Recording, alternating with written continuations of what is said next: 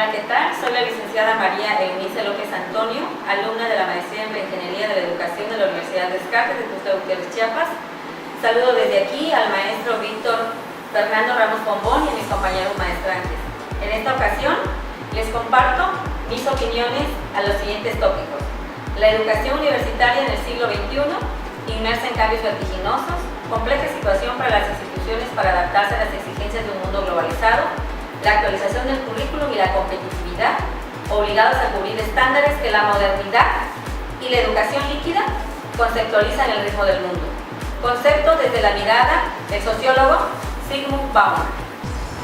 Ahora acompáñenme a un breve recorrido historiográfico sobre la educación en México. Con la llegada de los españoles en 1521, inicia la colonización y el nacimiento del México mestizo, y con ellos la llegada de los jesuitas. Los frailes enseñaban diversos oficios a los indígenas para ganarse la vida. A partir de ahí, la educación estuvo en manos de la Iglesia, se enseña el catecismo, a leer, a escribir, se enseña el idioma español. A fines del siglo XVIII, la tarea la asume el gobierno civil. En 1819 surge el método lancasteriano, técnica pedagógica de aprendizaje mutuo. Los alumnos más avanzados podían ser maestros de 10 niños cada uno, llamados monitores. Se enseñaba a leer y a escribir al mismo tiempo. La escuela tenía 2 habitaciones, uno para cada acción. El preceptor dirigía el deletreo de las letras y las palabras, recitaban las lecturas y las tablas. La Compañía Lancasteriana impactó de manera decisiva la educación elemental en nuestro país de 1822 a 1890. Se le confirió la dirección de la instrucción primaria en la Ciudad de México en 1842 por encargo del gobierno. El legado del siglo XIX en la escuela básica del Porfiriato finalmente logró asumir que su tarea, más que instruir, era educar. Los pedagogos de ese siglo, Enrique Lauscher y Enrique Rebsamen, y el escritor y político Justo Sierra y Ezequiel Chávez, coincidirían en que la tarea más importante de la escuela era incidir en el desarrollo integral y armónico del niño. Llegamos al siglo XX. Se crea en 1921 la Secretaría de Educación Pública, encargada de administrar los distintos niveles de educación en México al mando de José Vasconcelos, el cual puso en marcha un proyecto educativo que atendería las necesidades de una población eminentemente rural y con un analfabetismo cercano al 80%. Surgen grandes retos para atender las necesidades, sobre todo del medio rural. Cabe agregar que en el periodo de gobierno de 2001 al 2006, la SEP pone en marcha el programa de Enciclomedia, como una alternativa para innovar los recursos didácticos que los maestros pondrían en marcha para el mejor aprendizaje de sus alumnos. Fue un proyecto costoso y poco aprovechado. Se trataba de un programa estructurado para trabajar en el salón de clases.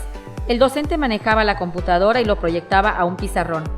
Fue el primer gran intento de una nueva práctica educativa a través de la computadora.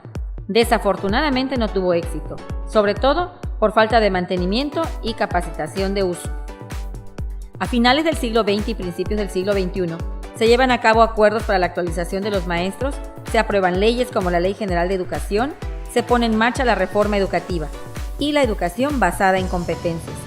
En 2016, publica la SEP el nuevo modelo educativo nacional, el cual reorganiza los principales componentes del sistema educativo nacional para que los estudiantes logren los aprendizajes que el siglo XXI exige. El modelo está centrado en la organización y los procesos que tienen lugar en la escuela, las prácticas pedagógicas en el aula y el currículo. Como podemos observar en este recorrido del tiempo sobre los procesos institucionales para mejorar la educación en nuestro país, no han sido suficientes, ya que todo lo que se ha intentado para reforzar y garantizar la calidad de la educación básica y media superior sigue como un tema inacabado. A 18 años del ingreso de México a la Organización para la Cooperación y el Desarrollo Económico, OCDE, en materia educativa, nuestro país ocupa el último lugar. Caso preciso de la prueba PISA aplicada en 2012.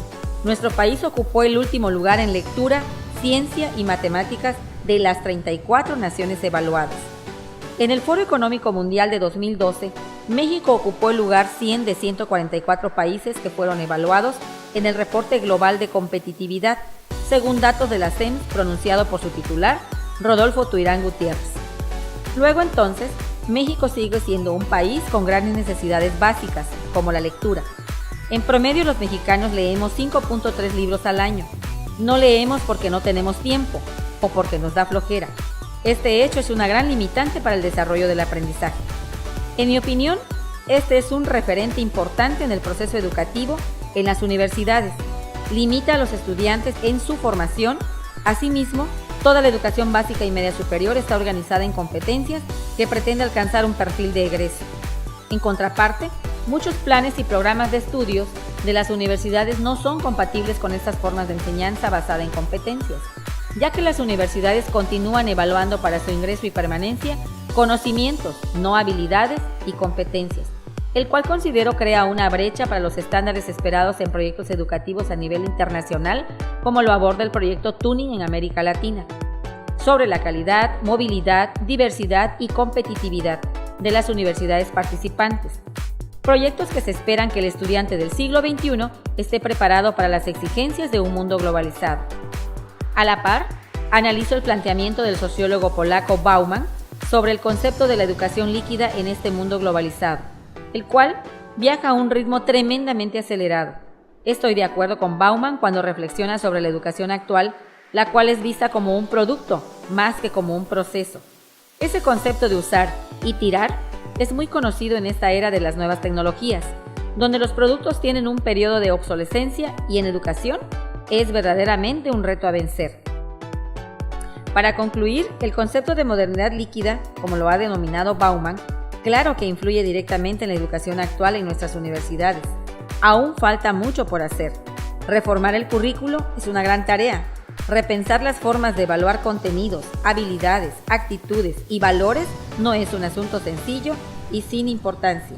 Estas acciones contribuyen a mejorar la calidad educativa, pero sobre todo tenemos que voltear a ver a nuestros estudiantes como lo que son, seres humanos con el derecho legítimo por justicia a recibir una educación que les permita formarse de manera continua en la vida. Recibir formación que despierte su capacidad analítica de recuperar el espacio del diálogo y su derecho a la democracia, para que les sea posible tener el control de su vida y su entorno. Como dice Bauman, cuando el mundo se encuentra en esta diversidad de cambios constantes, la educación debe ser rápida para pegarse a este.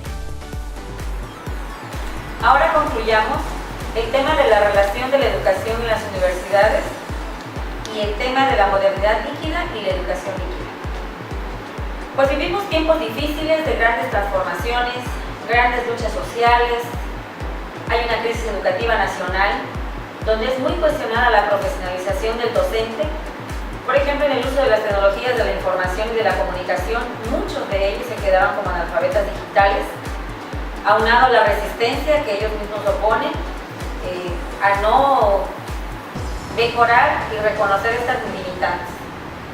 Si logramos que nuestras autoridades y docentes les importen nuestros estudiantes, estaremos en franca posibilidad de formar jóvenes con liderazgo, jóvenes proactivos, jóvenes formados en el aprendizaje significativo, que los haga pensar y creer que recibir educación en México les representa un abanico de oportunidades y que a nuestros jóvenes del mañana les toque vivir un México diferente al que nosotros nos vio nacer. Muchas gracias.